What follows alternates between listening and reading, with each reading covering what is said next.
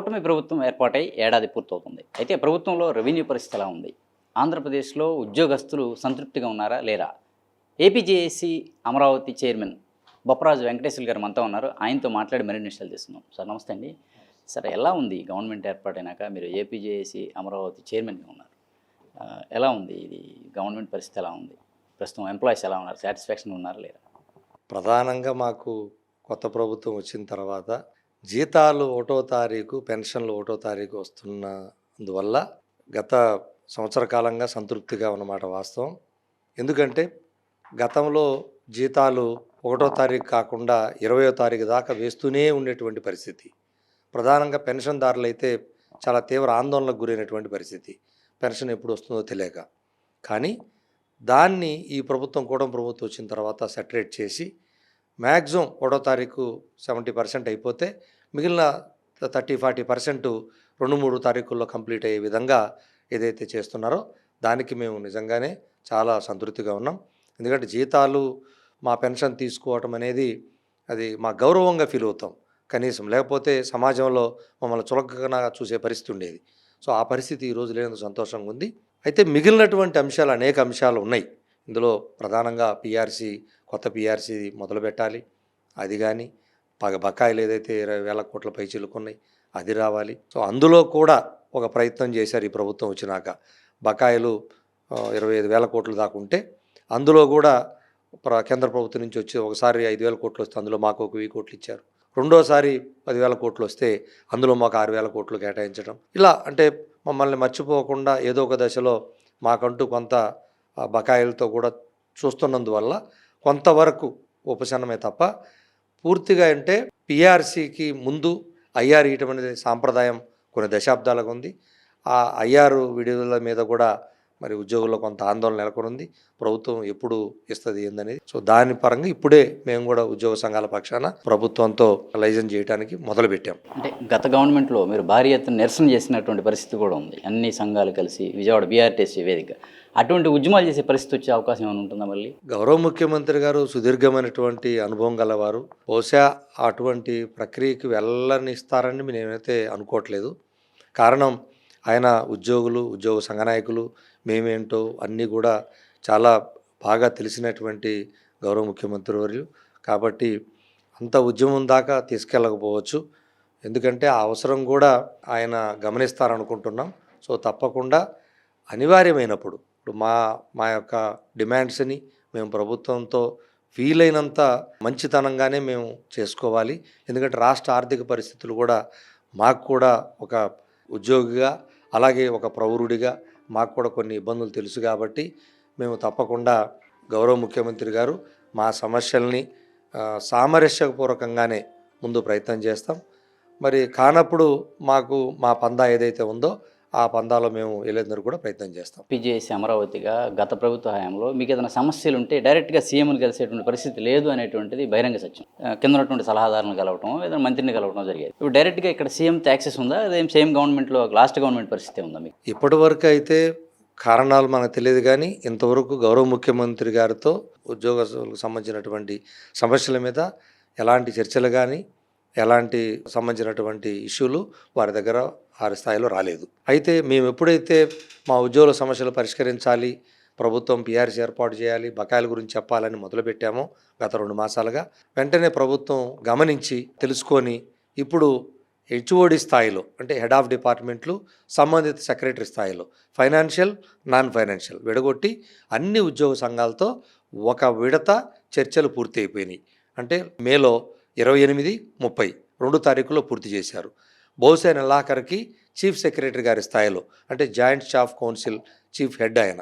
So వారి స్థాయిలో కూడా ఈ నెలాఖరులోపు ఒక సమావేశం నిర్వహిస్తారని, దానికి కసరత్తు జరుగుతుందని మాకున్న సమాచారం. ఆ తర్వాత బహుశా గౌరవ ముఖ్యమంత్రి గారి స్థాయికి తీసుకెళ్తారేమో అనుకుంటున్నాం. రెవెన్యూలో ఉన్నటువంటి సచివాలయ ఉద్యోగులు బదిలీలు కావచ్చు, ఇతర బదిలీలు కావచ్చు, ఏవైనా కొంత మంత్రుల ప్రమేయం, అధికార పార్టీ నేతల ప్రమేయం ఉందని విమర్శలు వినిపిస్తున్నాయి. ఇది ఎంతవరకు నిజం అనుకోవచ్చు? మాకైతే ఉద్యోగ సంఘాలతో కనీసం గ్రామవార్డు సచివాలయ ఉద్యోగులు సంఘాలతో కానీ మాతో కానీ వ్యవహారంలో మాతో చర్చించింది ఏం లేదు. వాళ్ళు డైరెక్ట్గా ఉత్తర్వులు ఇచ్చినాక చూసాం. అందులో కూడా వాళ్ళు చాలా బాధపడతా ఉన్నారు. ఎందుకంటే బదిలీల్లో ఒకసారి ఏమో మండలం యూనిట్గా ఇచ్చారు.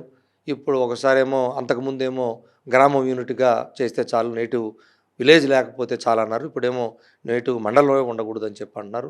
యాంబిగ్యూటీ అంటే ఈ ప్రభుత్వం 2 ఉత్తర్వులు ఇచ్చేసరికి కొంత ఆందోళనగా ఉంది.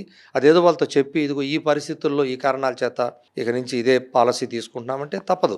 ప్రభుత్వం ఏ పాలసీ తీసుకున్నా మనం కాదనం. కాకపోతే యాంబిగ్యూటీ లేకుండా వారితో కూడా ఒకసారి చర్చించి వారి దృష్టికి తీసుకెళ్ళి ఇంకా జిల్లాల్లో వితిన్ జిల్లాల్లో బదిలీలు కోరుకునే వాళ్ళు ఉన్నారు. పాపం కొత్తగా పెళ్ళిళ్ళు చేసుకుంటున్నారు. ఎందుకంటే వాళ్ళు యంగ్స్టర్స్ అన్మ్యారీడ్ ఎక్కువ ఉన్నారు కాబట్టి వాళ్ళు మ్యారేజ్ చేసుకున్నారు. ఇతర జిల్లా టు జిల్లా మ్యారేజ్లు చేసుకున్నారు. వాళ్ళకి ఒక అవకాశం ఇవ్వాలి. ఇవన్నీ అందులో లేవని ఒక ఆందోళన అయితే వాళ్ళు చెందుతూ ఉన్నారు. ఏపీజేఏసీ అమరావతిగా డిఏ కావచ్చు, పీఆర్సీ కావచ్చు, వీటి కోసం చాలా ఉద్యమాలు చేశారు. ఆ బకాయిలు ఎంతవరకు మీకు క్లియర్ అయినాయి, ఇంకెంతవరకు క్లియర్ అవ్వాల్సినవి? ఇప్పటి వరకు కేవలం అతి కొద్దిగా అంటే ఒక 10% మాత్రమే బకాయిల్లో ప్రభుత్వం ఒకసారి ఒక 1000 కోట్లు, ఇంకొకసారి సిపిఎస్ ఉద్యోగులకు సంబంధించినటువంటి ఏదైతే వాళ్ళు ప్రభుత్వం చెల్లించాల్సిన పోర్షను గత 2 సంవత్సరాలుగా బకాయిలు ఉంటే దాన్ని కూడా ఒక 3000 కోట్ల దాకా చెల్లించడం జరిగిందని మాకు తెలుస్తుంది. ఇక జీపీఎఫ్లు అవి ఒక 1000-2000 కోట్లు కొట్టుంటారు. పెద్దగా చెల్లించింది ఏం లేదు. ఎందుకంటే ప్రధానమైనటువంటి దాచుకున్న డబ్బులు కానీ, అలాగే సరెండర్ లీవులు కానీ, అలాగే మాకు రావాల్సినటువంటి రిటైర్మెంట్ బెనిఫిట్స్ చాలా హారిబుల్. అది కనీసం రిటైర్మెంట్ అయిన వ్యక్తికి రిటైర్ రోజునే ఆ బెనిఫిట్స్ అన్ని చెల్లించాలి. కనీసం గ్రాట్యుటీ కూడా చెల్లించలేదంటే ఇంత దారుణంగా గతంలో మరి చాలా ఎప్పుడు భవిష్యత్ తరాల్లో ఇలాంటి రాకూడదని కోరుకుంటాం. సో అలాంటిది ఆ బకాయిలు ఇవన్నీ దాదాపు పిఆర్సీ బకాయిలు, డిఏ బకాయిలు అయితే 2018 నుంచి ఉన్నాయి. సో ఇవన్నీ చెల్లించాలి అని ఒకే రోజు మేము కోరం కానీ, బట్ దానికి ఒక రోడ్ మ్యాప్ ఇవ్వాలనేది మా డిమాండు. అలాగే ఏ వ్యక్తికి ఏ ఉద్యోగికి ఎంత చెల్లించాలనేది కూడా స్పష్టంగా మా పే స్లిప్లో ఇస్తే ఆ ఉద్యోగి ధైర్యంగా ఉంటాడు. ఇదిగో ఈ రోజుకు నాకు వస్తుంది లేదా ఇంత వస్తుంది అనే ఒక నమ్మకం ఉంటుంది. సో ఆ విధంగా చేయాలని కోరుకుంటున్నాం. మరి ఈ మిగిలినటువంటి అనేక ఇష్యూస్ని అంటే బకాయిలు ఇప్పుడు కేవలం 10% అన్నాం కదా, ఇంకా 90% అది చెల్లించాలి, దాని విషయం చెప్పాలి. అలాగే పిఆర్సీ 12th పిఆర్సీ కమిషనర్ కూడా నియమించకపోవటం ఉద్యోగుల్లో చాలా ఆందోళన మొదలవుతూ ఉంది. అలాగే ఐఆర్ అనేది పిఆర్సీ కమిషనర్ చేస్తే కానీ ఐఆర్ చర్చ రాదు. సో ఇప్పటికి మేము 2 సంవత్సరాలు లాస్ అయ్యాం పిఆర్సీ. కాబట్టి ఇంకా భవిష్యత్తులో ప్రతి నెల మాకు దాదాపు ప్రతి ఉద్యోగి ₹1000 కోల్పోతున్నట్టే. కాబట్టి అవకాశం ఇవ్వకుండా ప్రభుత్వం తప్పకుండా మరి వీలైన త్వరలో పిఆర్సీ గురించి కూడా డిస్కస్ చేసి బకాయిలు చెల్లింపులతో పాటు పిఆర్సీ ప్రక్రియ కూడా మొదలు పెట్టాలనేది ఏపీజేఏసీ అమరావతి ప్రధాన డిమాండ్. చివరిగా సార్, ఏదైతే సిపిఎస్ రద్దు చేసి ఓల్డ్ పెన్షన్ స్కీమ్ అమలు చేయాలని చెప్పి ఉద్యమం లాస్ట్ గవర్నమెంట్ జరిగింది. ప్రజెంట్ కూడా మీరు ఆ డిమాండ్తో ఉన్నారు. అది దాని పరిస్థితి ఏంటిది? గవర్నమెంట్ దాని మీద ఎలా ఉంది? సానుకూలంగా స్పందించే అవకాశం ఉందా? మీరు ఎలాంటి ఉద్యమం చెప్పారు? వాస్తవంగా గత ప్రభుత్వ హయాంలోనే పాత పింఛన్ విధానం తీసుకొస్తామని చెప్పి హామీ ఇచ్చారు. కానీ ఎందుచేతనో వాళ్ళకి టెక్నికల్గా తర్వాత ఏమర్థమైందో తెలియదు కానీ చేయకుండా వెళ్ళిపోయారు. సో ఈ ప్రభుత్వం వారు మేనిఫెస్టోలో కూడా దాన్ని పునరాలోచిస్తామన్నారు కానీ ఎక్కడ మేము పాత పింఛన్కి ఇస్తామని హామీ ఇచ్చింది లేదు. కానీ తప్పకుండా వాళ్ళు నిర్ణయం తీసుకుంటారనుకుంటున్నాం. కేంద్ర ప్రభుత్వం మాత్రం యూపీఎస్ విధానాన్ని తీసుకొచ్చింది. సో ఆ విధానాన్ని మరి రాష్ట్ర ప్రభుత్వం ఆమోదిస్తుందా లేదా ఈ రాష్ట్రంలో ఉన్నటువంటి లక్షలాది మంది ఉద్యోగులు కోరుకుంటున్నటువంటి పాత పింఛన్ విధానాన్ని ఇచ్చి మరి ఉద్యోగులు హృదయాల్లో చిరస్థాయిగా నిలిచిపోతారనేది వేచి చూడాలి.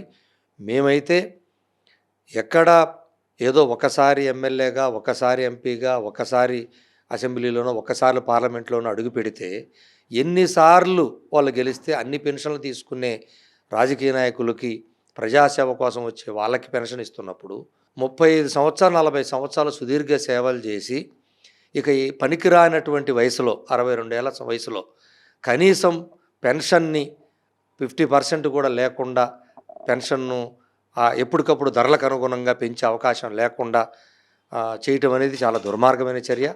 పెన్షన్ అనేది భిక్ష కాదు, హక్కు అని సుప్రీంకోర్టే నినదించినటువంటి నేపథ్యంలో తప్పకుండా రాష్ట్ర ప్రభుత్వం అది కూడా సుదీర్ఘమైనటువంటి అనుభవం ఉన్నటువంటి గౌరవ ముఖ్యమంత్రి కాదు, పాత పింఛన్ విధానాన్ని పునరుద్ధరిస్తారని మేమైతే నమ్మకంతో ఉన్నాం. ఏదైతే ఈ ఉద్యోగస్తుల సమస్యలు ఉన్నాయో అవైతే ఖచ్చితంగా పరిష్కరిస్తారనేటువంటి నమ్మకం కూటమి ప్రభుత్వంపై మాకుందని బొప్పరాజు వెంకటేశ్వర గారు అయితే స్పష్టం చేస్తున్నారు. ఇదే సమయంలో పాత పింఛను విధానంతోనే ఉద్యోగస్తులకు సంక్షేమానికి బాటలు వేయడం జరుగుతుందని, పాత పింఛను విధానాన్ని తక్షణమే అమలు చేయాలని కూడా ఆయన విజ్ఞప్తి చేసిన పరిస్థితి అయితే ఉంది. అలాగే చంద్రబాబు ఇప్పటికే కొంత బకాయిలకు సంబంధించిన నిధులు విడుదల చేశారని, రిటైర్మెంట్ అయినటువంటి బెనిఫిట్స్ కూడా పొందలేని పరిస్థితి గత ప్రభుత్వ హయాంలో ఉందని, వాటి విషయంలో కూడా చొరవ తీసుకొని బకాయిలని రిలీజ్ చేయాలని అయితే కోరుతున్నారు. వీడియో జర్నలిస్ట్ రెహమాన్తో నాని, ఏపీ అమరావతి, అభినవ్ భారతి, విజయవాడ నుంచి.